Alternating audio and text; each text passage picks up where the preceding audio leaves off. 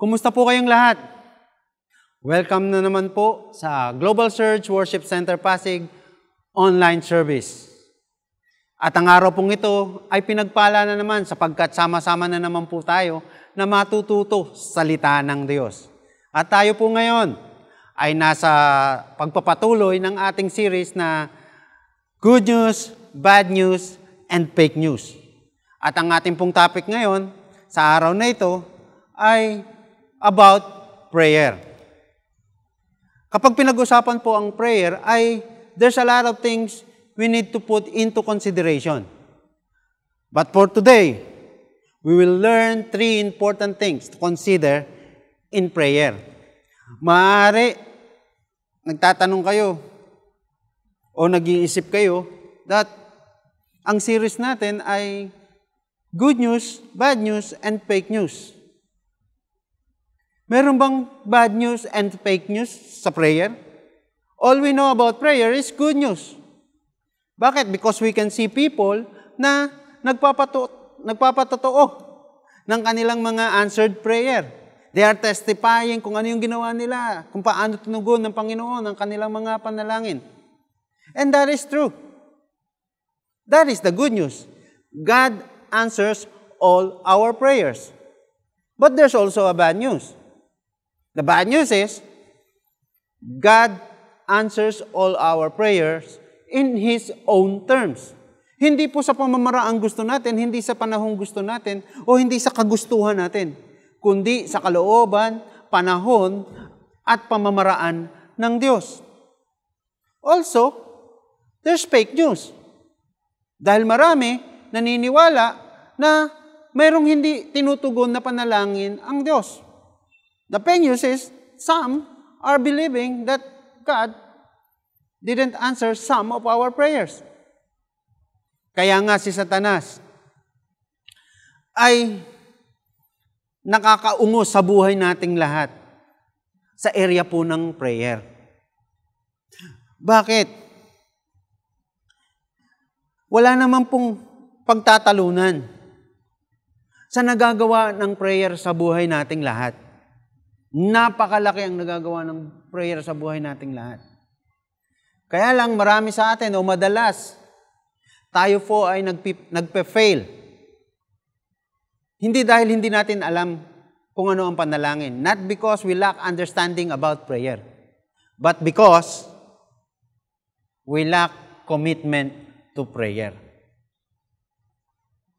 Kaya nga, alam naman natin kung gaano kaimportante ang prayer sa buhay natin. At alam din ng Diyos kung gaano kaimportante ang prayer sa buhay nating lahat. Kaya nga inutusan niya tayo na tayo ay to devote ourselves in prayer. Tingnan niyo po sa aklat ng Colossians chapter 4, verse 2. Ito ang sabi ng salita ng Panginoon. Devote yourselves to prayer, keeping alert in it, with an attitude of thanksgiving. Ang sabing gano'n, na ilaan ninyo ang inyong mga sarili sa pananalangin na may ugaling pasasalamat. At ang sabi sa Romans chapter 12, verse 2, rejoicing in hope, patient in tribulation, continuing steadfastly in prayer. Na tayo daw ay magalak sa pag-asang meron tayo. Tayo raw po ay maging mapagpasensya sa kalagitnaan ng mga kalamidad sa buhay dahil tayo po ay may paraan ng pananalangin. Ito po ang sabi ng Diyos. Magpatuloy ka ng taimtim sa pananalangin. Kaya makikita natin na malaki ang magagawa ng prayer sa buhay natin. Tingnan niyo po kung ano po yung pangako ng Diyos. Sa aklat ng Psalms, chapter 84, verse 11. Ito po ang sabi ng salita ng Diyos. For the Lord God is a sun and shield. The Lord will give grace and glory. No good thing will He withhold from them that walk uprightly. Ito sabi ng salita ng Diyos. Na siya daw ay magiging araw at panangga ng mga taong tumatawag sa Kanya at lumalakad ng naayon sa kanyang kalooban. At ang sabi niya pa, wala siyang itatago o wala siyang ipagkakait sa iyo na magandang bagay. Bakit? Ang lahat ng gusto ng Panginoon sa buhay natin ay puro magaganda. Kaya nga, siya ay kumikilos o nakikilos kapag tayo nananalangin sa Kanya. Tingnan po natin kung paano kumilos ang Diyos sa aklat ng Chronicles. 2 Chronicles chapter 7, verse 14. Ito po ang sabi, if my people who are called by my name will humble themselves and pray and seek my face and turn from their wicked ways, then I will hear from heaven, will forgive their sins, and heal their land. Sabi ng gano'n ng Panginoon, kung ang aking mga tao na tinatawag sa aking pangalan ay magpakumbaba, talikuran ng kanilang mga masasamang gawa at hanapin ang aking presensya, ano gagawin ng Diyos? Sabi ng Diyos, akin silang pakikinggan. Patatawarin ko ang kanilang mga kasalanan at pagagalingin ko ang kanilang bansa.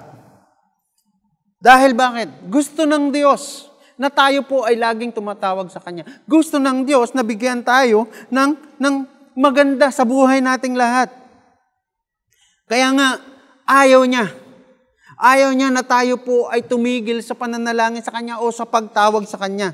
Nais ng Diyos na tayo pong lahat ay mapunta sa maganda. At iyan po ang nagagawa ng panalangin sa ating buhay. Alam naman natin kung gaano kaimportante ang panalangin sa ating buhay at alam din ng Diyos kung gaano kaimportante ang panalangin sa buhay nating lahat. Kaya nga ngayon, alam na natin kung gaano kahalaga ang panalangin sa buhay natin. Ano naman ang dapat nating i-consider pagdating sa pananalangin? Well, there's 3 things. First thing na we have to consider about prayer is consider God answers to our prayer. Ang sabi sa Jeremiah 33:3, isa po sa mga paborito kong verse. Ano ang sabing ganon? I call to me, and I will answer you, and show you great and mighty things which you do not know. Ang sabing ganon, na tumawag ka sa akin, at ikaw ay aking tutugunin. Ikaw ay aking sasagutin. At ipapakita ko sa iyo ang mga dakila at kamanghamanghang bagay na hindi mo pa nalalaman. Consider God's answer. Bakit? Kasi mayroong mga tugon ng Panginoon na hindi natin talaga maintindihan. Bakit? He answers in 3 ways. First thing, He answers yes. If it is aligned with His will, He answers right away. Tinutugon agad ng Panginoon kasi nakaayon sa kalooban ng Panginoon sa buhay mo. And the second answer is, wait. He is waiting to align it to His timing. Maaaring hindi pa oras. Kaya hindi pa ipinagkakaloob sa iyo. Inaantay pa ng Panginoon na maging handa ka kapag ipinagkaloob niya na ang biyaya o yung pinapanalangin mo. Kaya nais ng Diyos, wait ka lang, cool ka lang, chill ka lang. Maging mapagpasensya tayo. And the third answer of God is no. Sumasagot ng no ang Panginoon. Kaya, yung mga panalangin natin, yung fake news, hindi totoo yun. Kaya nga siya fake eh. Hindi totoo. Bakit? Because God answers all our prayer. Walang hindi sinasagot ang Diyos sa panalangin natin. Kaya lang, meron siyang sagot na no. Baka hindi nararapat sa iyo. Hindi makakaganda sa iyo. It is not aligned to His will. Hindi yun ang nais niya para sa iyo. Bakit? Kasi baka may mas maganda na plano ang Diyos sa iyo. At malalaman natin yan sa pagpapatuloy po ng ating pag-uusap. So that's the first thing na kailangan nating i-consider about prayer. And the next thing is, consider the reason why God answers our prayer. Diba? I-consider natin, bakit nga ba tinugon ng Diyos yung panalangin ko? Para saan? At bakit? Eto, ang unang reason. God knows what is best for us. In Jeremiah chapter 29, verse 11, ito po ang sabi ng salita ng Diyos. For I know the plans I have for you, declares the Lord. So ang Panginoon po ang nagsasalita nito. Plans to prosper you and not to harm you. Plans to give you hope and the future. So, alam na ng Diyos kung ano plano niya sa'yo. Alam na ng Diyos kung ano mangyayari sa'yo in the future. Bakit? Naiplano niya na yan eh. Sa tingin mo ba, mas maganda yung plano mo kaysa sa plano ng Diyos sa buhay mo? Ikaw, isipin mo, alin ang mas maganda? Yung sa'yo o yung sa Diyos? Ikaw ang makakasagot niyan. Tingnan mo po, salita ng Diyos. Sa aklat ng Corinthians chapter 9, verse 8. And God is able to make all grace abound to you. Kayang gawin ng Diyos na pasaganahin ang lahat ng bagay sa iyo. So that having all sufficiency in all things at all times, upang ikaw ay magkaroon ng kasaganaan sa lahat ng bagay, sa lahat ng panahon. You may abound in every good work. Upang makapagpatuloy ka sa paggawa ng mabuti. Bakit? God knows what best for you and for me and for us all. Alam ng Diyos. Bakit? He already planned it. So that's the first reason. God knows what is best for us. The next reason is, God is waiting for you to be obedient. Inaantay lang ng Diyos na tayo po ay maging masunurin sa Kanya. Ang sabi sa James chapter 4, verse 7, therefore, submit to God. Resist the devil, and he will flee from you. Sabi nga, magpasakop ka sa Diyos. At layuan mo ang masama at siya ay lalayo din sa iyo. Kaya lang kung minsan, hindi lumalayo sa atin ang masama. Bakit? Because we are not submissive to God. Ang sinusunod natin ay yung sarili nating kagustuhan. When we pray, dapat ganito, dapat ganito, dapat ganito. Paano na lang yung gusto ng Diyos? Kaya nga kung minsan, napaprostrate ang tao sa pananalangin dahil hindi yung pamamaraan na gusto niya ang tugon ng Diyos. And God is waiting for us to be patient, to be obedient to Him. That's the reason, kaya niya tinutugon ng ating mga panalangin. Look at in John chapter 14, verse 21. Whoever has my commandments and keep them, he it is who loves me. And he who loves me will be loved by my Father, and I will love him and manifest myself to him. Sabi ko nun, kung sino ang nagmamahal sa akin, nasa sa kanya yung salita ko at sinusunod niya ako. At siya ay mamahalin ng ating Ama, mamahalin ko siya, at mamahalin niya ako. So, nais ng Diyos na tayo pong lahat ay maging obedient sa Kanya. The next reason is God knows the right time. This is what we're talking about. In Ecclesiastes chapter 3, verse 11, ito ang sabi ng Panginoon, He has made everything beautiful in each time.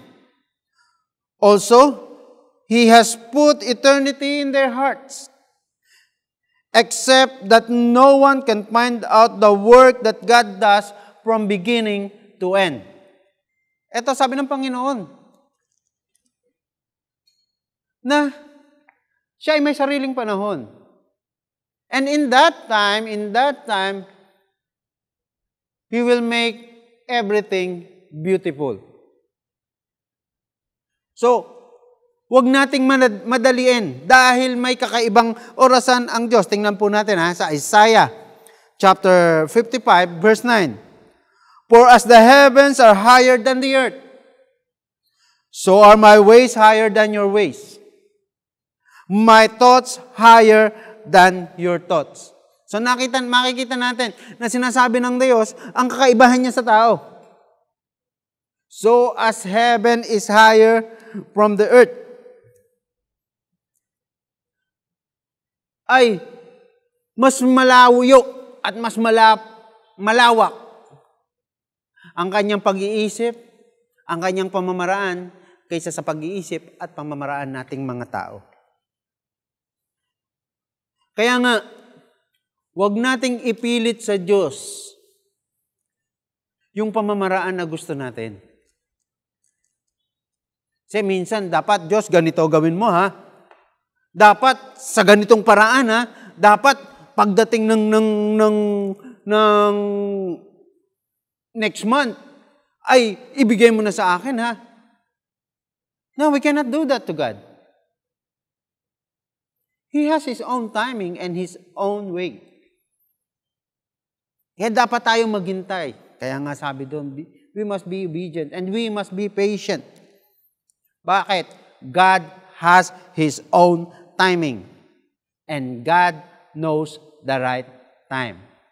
The next reason is God is testing our faith. God is testing our faith. In Hebrews chapter 11 verse 6, a familiar verse. But without faith, it is impossible to please God.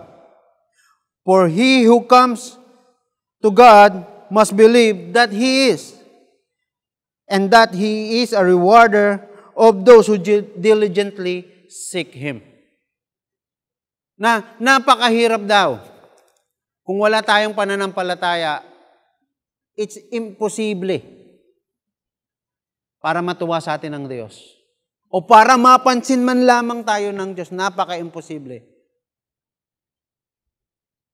Bakit? Because it is by faith. Kaya tayo nakikita ng Diyos. Kaya tayo napapansin ng Diyos.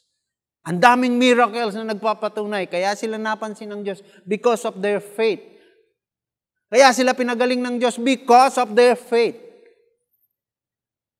Kaya tayo ngayon,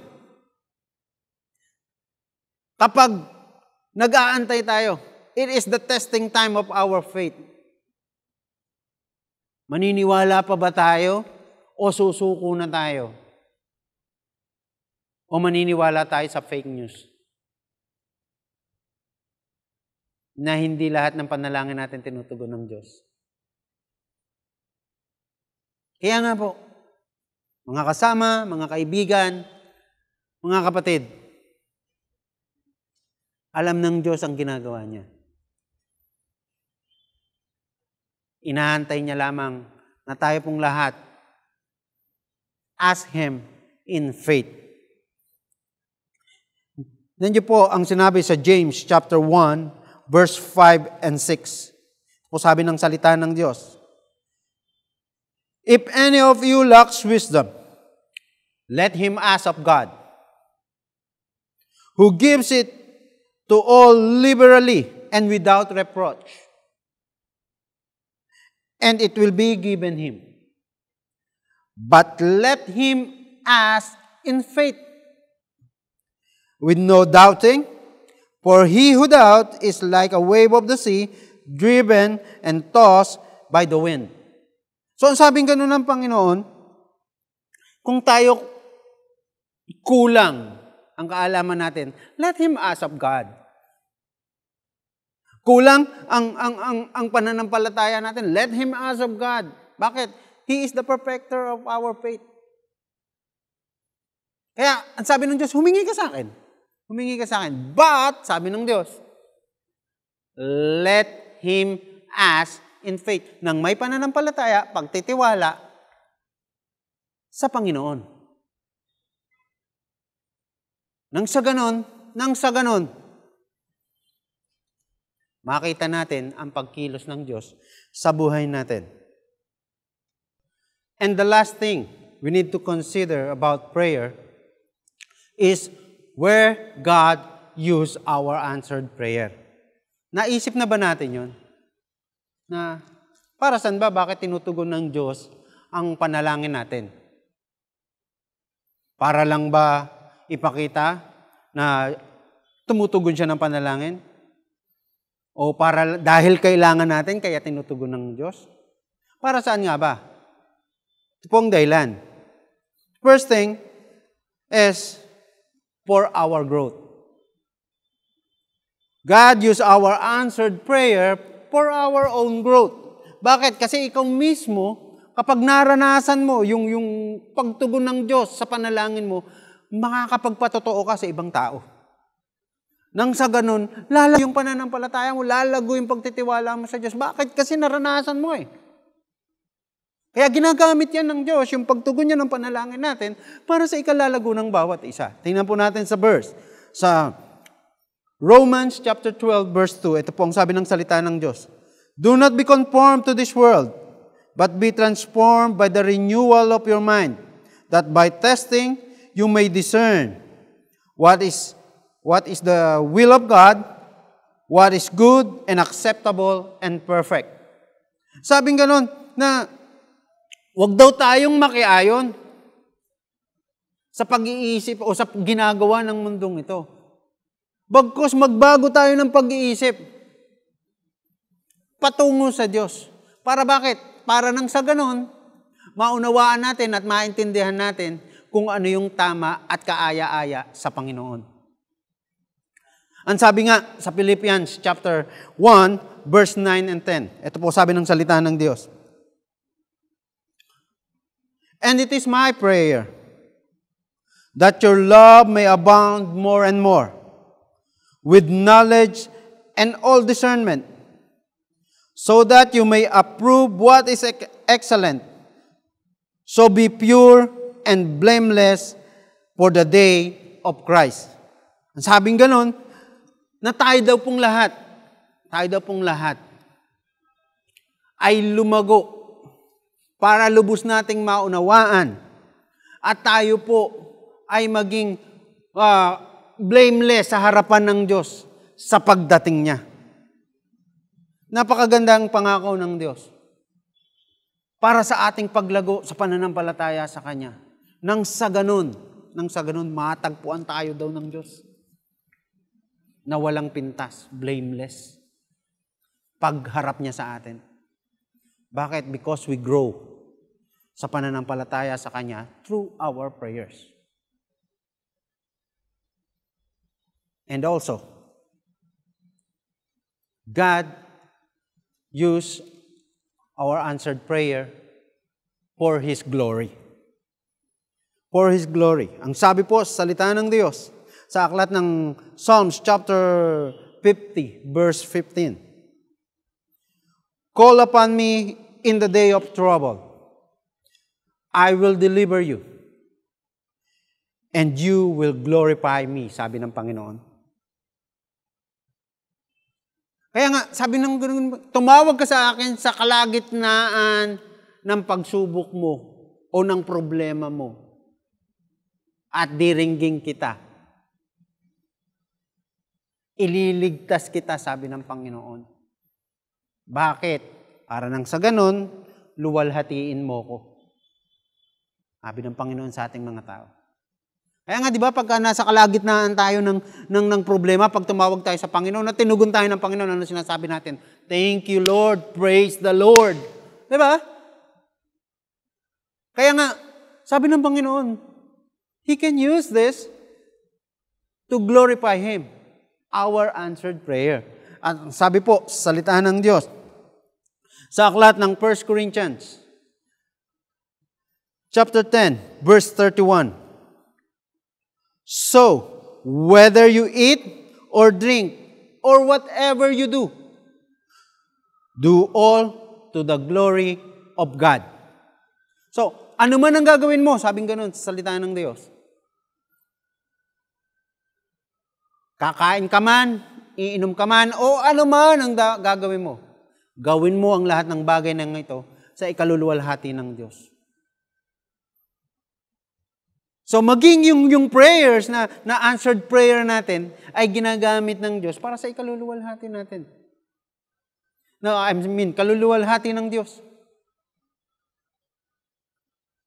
Kaya mga kapatid, mga kasama, mga kaibigan, hindi po nagbibiro ang Diyos. Hindi po nagsisinungaling ang Diyos. He answered all our prayers. Bakit? To use it for His glory. Yan niyo po ang sabi sa salita ng Diyos sa aklat ng Revelation. Revelation chapter 4 verse 11. Worthy are you, our Lord and God, to receive glory and honor and power. For you created all things, and by your will they existed and were created. Ang lahat daw ng naririto sa mundo ay ayon sa kalooban ng Panginoon. Kinreate niya ang lahat ng naririto sa mundo para saan? Para sa luwalhatiin siya. Kaya tayo pong lahat ay nasa kalagitnaan ngayon ng ating buhay na dapat nating niluluwalhati ang ating Panginoon sa lahat ng ating ginagawa. Most especially sa ating mga panalangin. Now we know all these things about prayer, about the reason and where God used our answered prayer. It's time to decide.